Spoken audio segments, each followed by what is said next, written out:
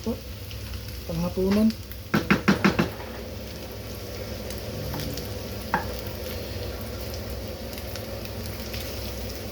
Nagluto po kami ng ng hipon na may itlog. Yung maliit na hipon po. Hipon.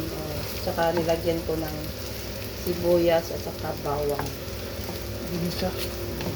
Tsaka ito Noodles. Noodles at saka itlog. Ano po.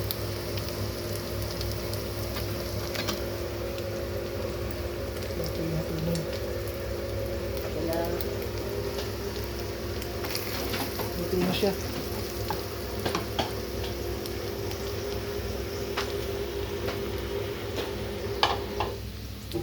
Ito, luto na po siya. Kain na po tayo.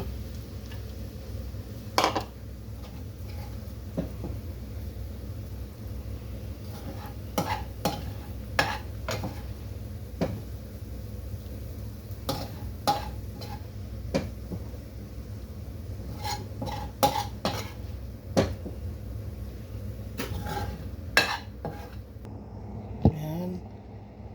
Noodles na naman ang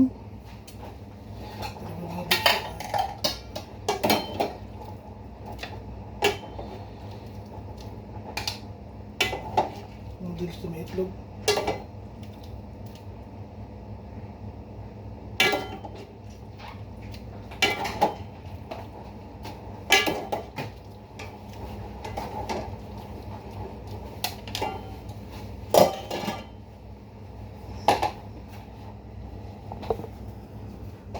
Yan na po yung ulam namin. Yan.